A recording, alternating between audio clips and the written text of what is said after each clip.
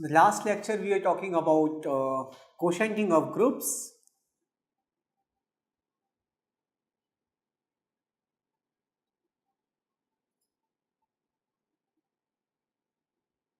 And I said that when you have a group which is actually normal subgroup of bigger group G, so H is normal subgroup of G, then quotienting makes sense. Today I will make it a bit more precise. So to start with, let's have a group and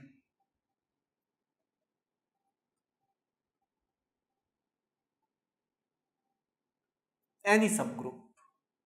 A subgroup meaning a subset of G which is group in itself under the same operation which is defined on G. So what you can do is you can consider what are called cosets. So for that, you take any element in G and you consider,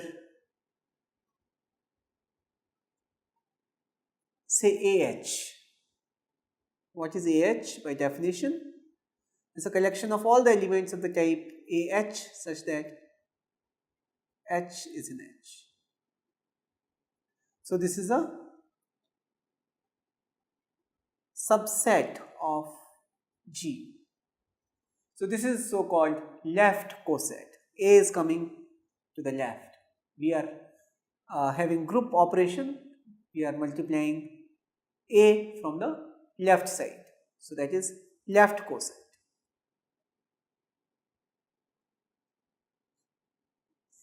And now what you do? You consider all left cosets. So here I am considering AH such that A is in G. So for two different A in G, so say A1 and A2, different, you may actually have same coset A1H, A2H. It's quite possible. So you have this collection of cosets. So this is set of cosets of G by H. So these are cosets, and one has to observe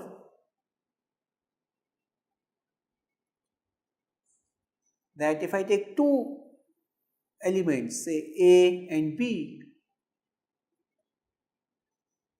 then either AH is same as BH or subset AH does not intersect subset BH. So this intersection is taking place in G. The intersection is happening in G. So that means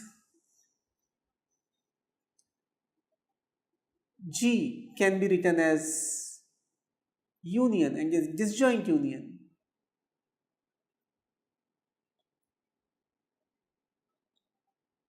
Disjoint union of these cosets. Let's come back to this set of cosets. I'll denote it by G mod H is notation. And on this G mod H, I try to define group operation. How do I do? I just try to say that if I take one element here, which is a coset, another element which is here, which is a coset, I I define it ABH. Well, in order to say that all this makes sense, this operation should be well defined. So that's always a question. Is it well defined? Because the choice of A could be something else, choice of B could be something else. So choice of A could be something so that AH is same as A dash H, some other choice, right? Similarly, we could have some B dash H such that B dash H is same as BH, but B is different from B. B dash is different from B. Then,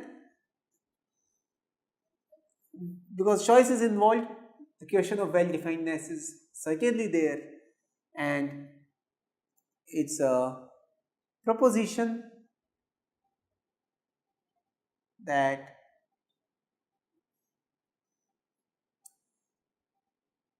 if H is normal, that's normal subgroup. I hope you recall what normal subgroup is. Normal subgroup is the one for which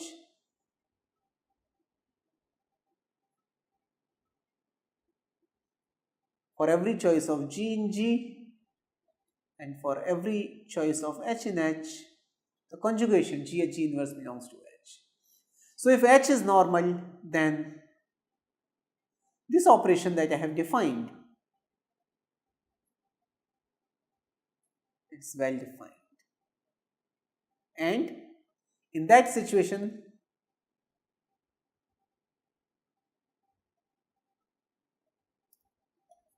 if you consider set this along with the operation that has been obtained in this fashion, and it is actually a group. So star, this star operation is actually group operation.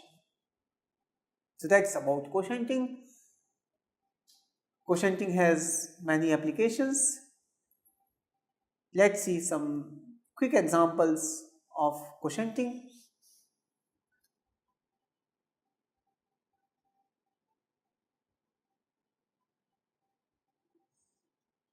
I have G is equal to Z, integers, H is equal to 2Z, even integers, then G mod H is just a group of two elements. It's a group of two elements, just write as say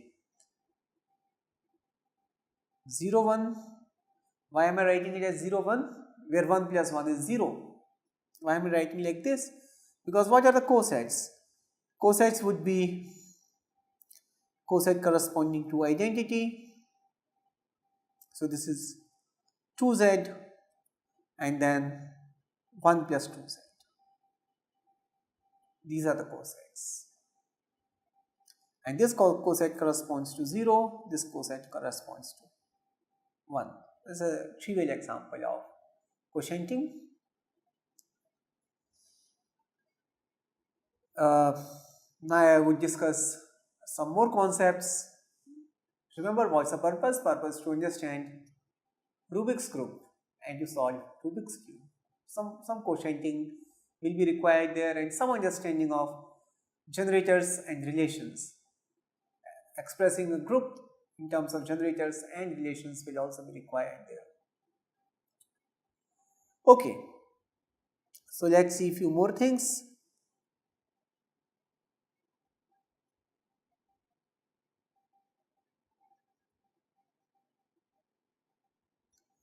Homomorphisms. So what is the meaning? Homomorphism of the same type, right? So suppose I have a group G, I have another group H.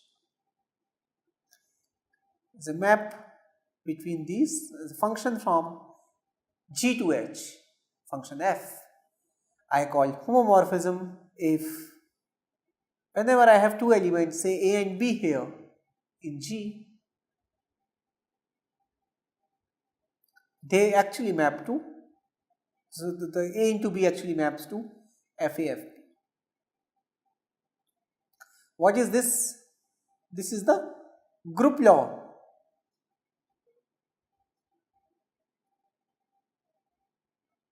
In H. What is this? This is group law in G. And so what is being said? That is f of AB is same as f of A, f of B. Image of the product is product of images. By product, what do we mean? We mean the group operation, whichever is there in the relevant group H and G. And one of the consequences of this is that identity of G has to go to identity of H. Why? Because you put A and B both to be identity of G, and then you see what happens. Okay. So these maps are called homomorphisms. What are the examples?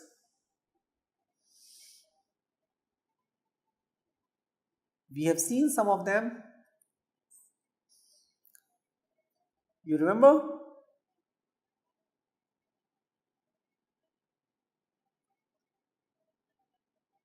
Signature map. What was that? From symmetry group on n letters, to say the group 0, 1. 0, 1 group is what? We have seen it is just Z mod 2Z, odd and even. Odd plus odd is even. So permutation sigma goes to signature of sigma. I hope you recall from previous lectures that for a permutation we can assign notion of signature. What is that?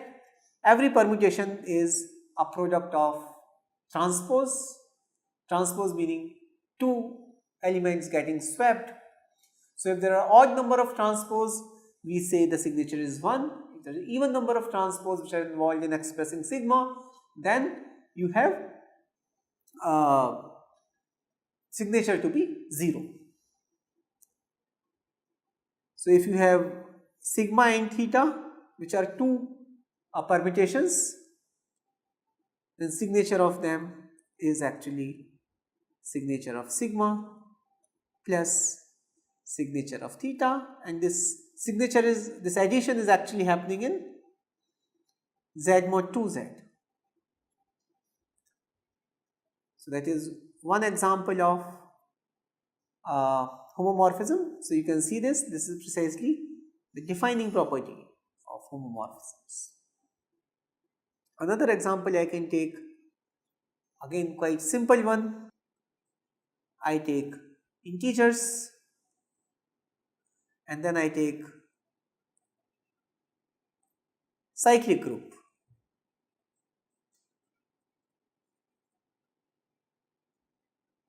What is a cyclic group?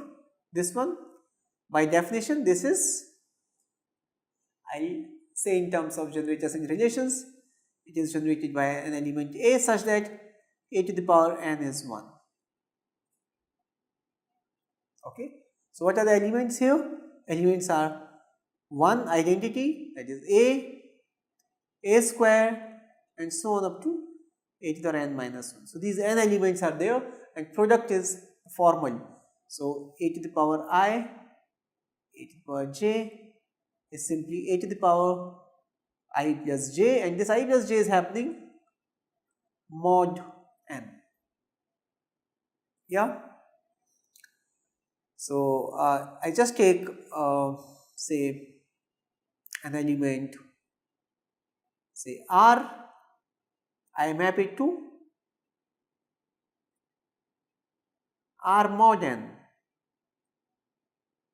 So here I would say A to the power R mod n. So whatever is the remainder after dividing r by n. So that remainder is going to be from 0 to n minus 1, and that as a power of a I'll put, and that's a homomorphism. So it's easy to check that. Let me call this map F. F is a homomorphism.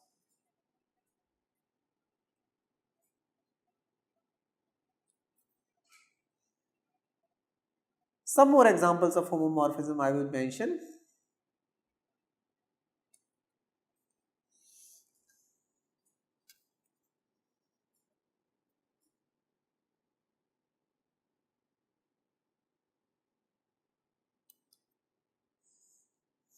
So that's interesting one. You consider real numbers with 0 removed, and then you take the ones which are positive, or in other words what you are taking are simply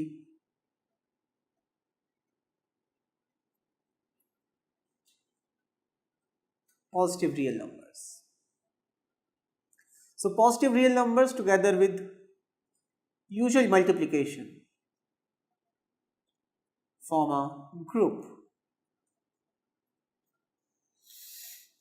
and then you take real numbers together with addition. So from positive real numbers, I would say are strictly positive. So this is R strictly positive.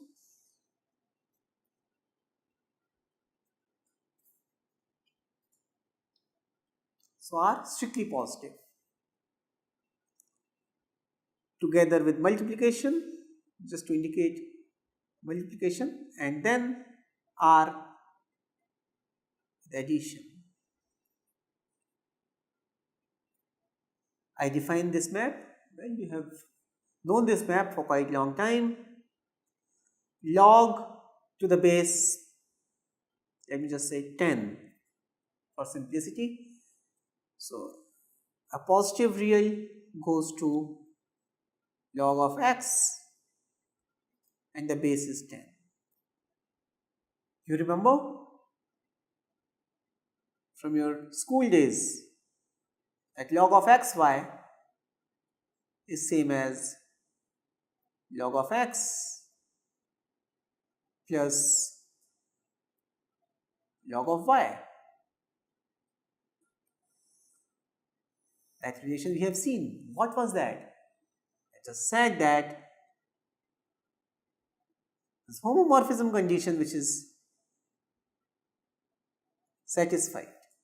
So this map log say to the base 10 is a homomorphism.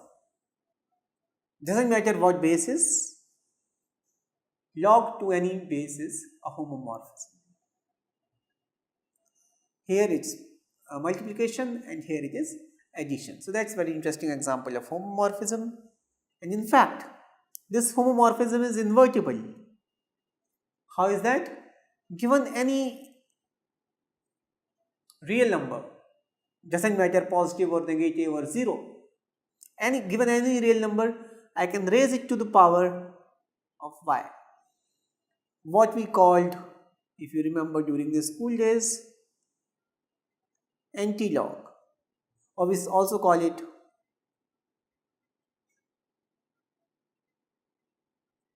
exponential with respect to 10. So for log we have anti-log map and it combines well, this identity.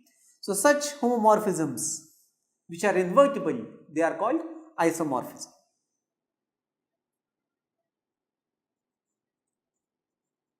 So invertible homomorphisms are called isomorphisms. Definition. Yeah. Let's see some more examples of homomorphisms.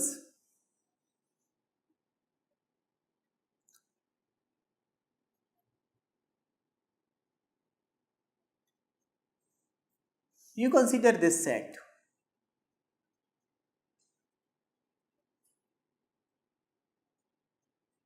What is that?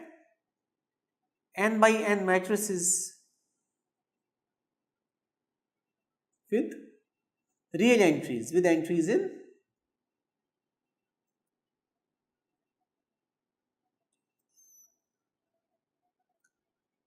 is this a group?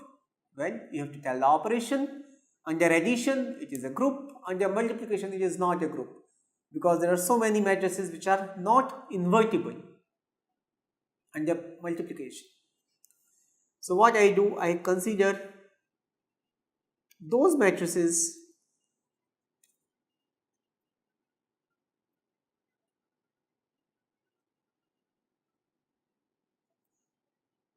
with entries R, with entries in R, which have a multiplicative inverse.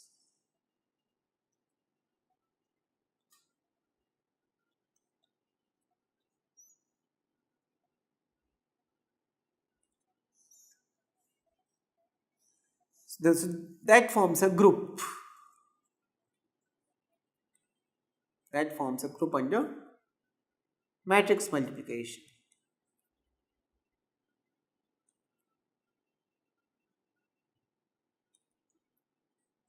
What's the identity of this group?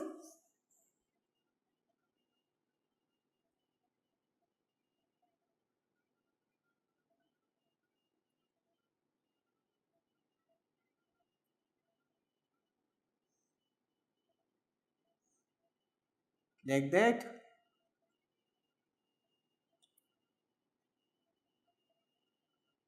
Identity matrix, the matrix which has all diagonal entries as 1 and all other entries as 0. So from this matrix to real numbers with multiplication. So when I take multiplication, I have to remove 0. So these are non-zero real numbers.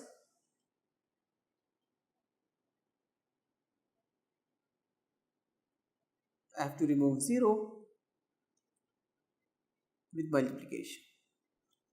Here is a map that you have seen in the school, which is a homomorphism. Can you guess it? So given any matrix, I am going to associate it to scalar, determinant. You take a matrix A, you associate to it the determinant of this matrix. And then, as you recall, determinant of A into B is same as determinant of A times determinant of B. What is it? Homomorphism. So determinant is a homomorphism.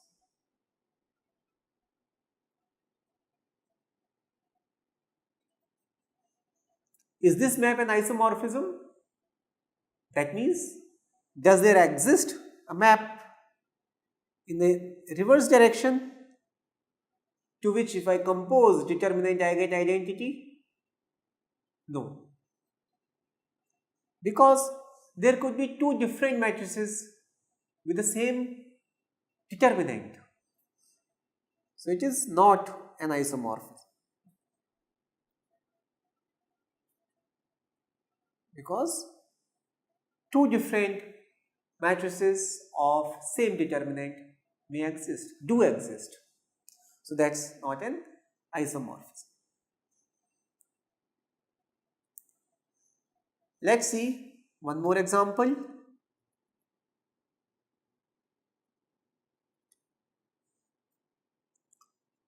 You remember the direct product of groups? What is it? It is 0 0 1 0 0 1 1 1, and then you consider V4, which I wrote as 1 fx fy r pi. When I write it like this, I want to emphasize that this is a group of symmetries of a rectangle. So one can actually give an isomorphism.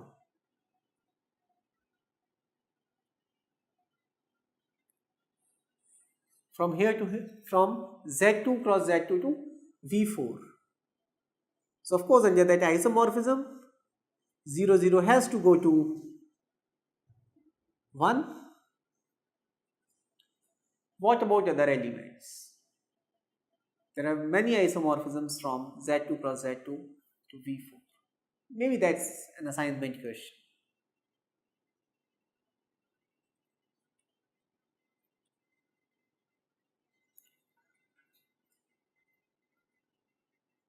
So how many isomorphisms are there? Okay. So after this discussion on isomorphisms and quotienting of groups, homomorphisms, let me quickly discuss one more concept which we are going to see in the Rubik's Cube case.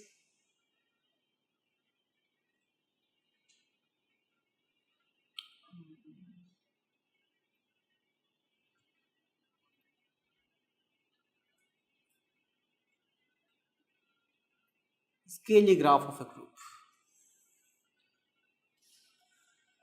So given a group and a subset of it, which is generating set, I can think of its graph, the Cayley graph of the group.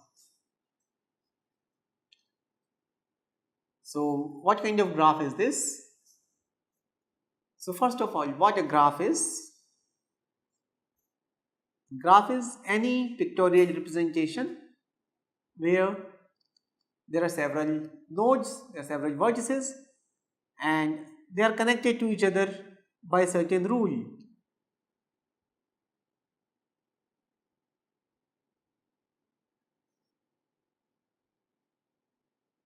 Something. So there are nodes, these are nodes, we also call them vertices, and then these are edges.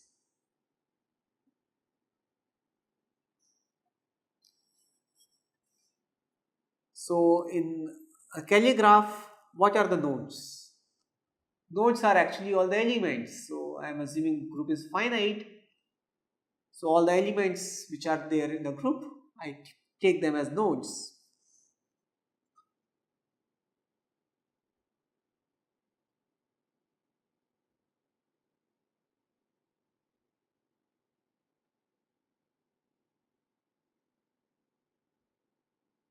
Nodes are labeled by G. And what about edges? So to define edges, I have to specify that I am constructing the Cayley graph with respect to what set of generators?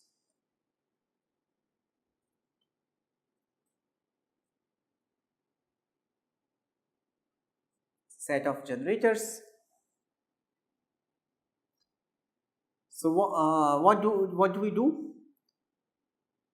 Suppose these are nodes, these are elements of G.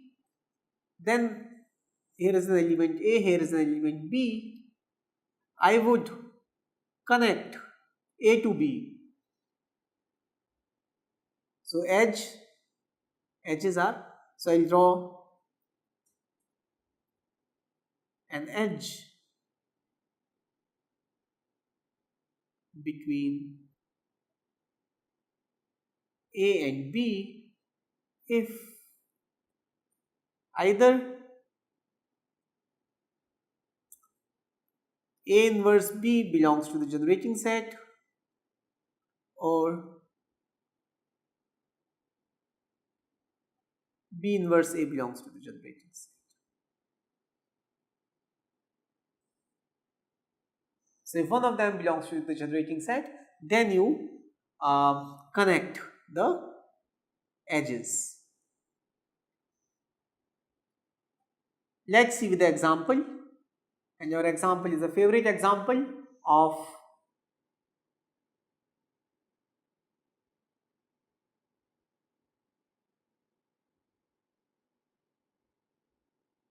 say D4. So I hope you also remember that for D4, one of the generating sets is R, F. This is rotation by 90 degree, and this was say flip about y axis. This is rotation by 90 degree. So D4 is generated by this R and F, and I have to draw the Cayley graph. So what were the elements in D? I have identity, I have R, I have R square, I have R cube. So one will get connected to R because R times 1 inverse. So what were the conditions? The conditions were A inverse B belongs to S or B inverse A belongs to S. These were the conditions. So here 1 inverse R belongs to S. So I am connecting. Similarly, R belongs to S, R belongs to S. And here also I make these connections. So these are 4 nodes, right? And then one is also connected to F. And then what are other elements? F is there, FR is there as a node, FR square is there as a node, FR cube. So these are nodes, and I am connecting F with FR because F inverse FR that belongs to S, that is R, and similarly I connect this, I connect this, I connect this. I also connect R and FR, and I also connect, so I am connecting R and FR because FR R inverse that belongs to the set S, and similarly I have to connect R square with FR square and R cube with FR cube. Do you realize what we have obtained?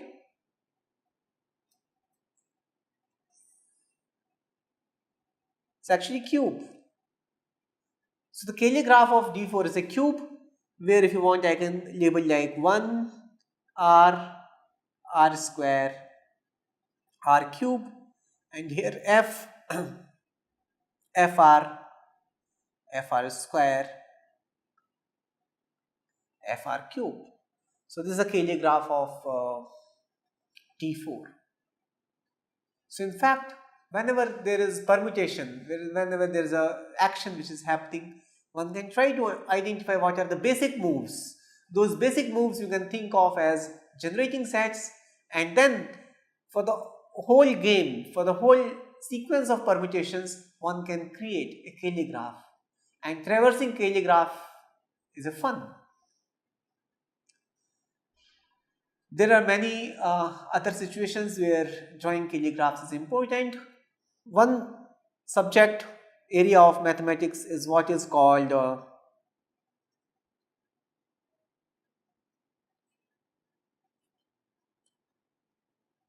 growth of groups, which concerns how these Cayley graphs grow with respect to a set of generators, and what is the effect of choice of set of generators on this growth. So if you want, I'll give name of the person, Mikhail Gromov, who is one of the pioneers of this area. But we are not going to study growth of groups in this course. We are just interested in various applications of groups, and in particular in some of the situations graph may come. It would be great fun for you to draw a graph of say 15 puzzle or to draw a graph of Rubik's Cube. Can you imagine how large will the graph of Rubik's Cube be? Any idea? 1 million, 1 billion, maybe more? We'll see that. We are going to play with Rubik's Cube using a software which is called GAP, Groups, Algorithms and Programming. You have to watch. Keep enjoying. Thank you.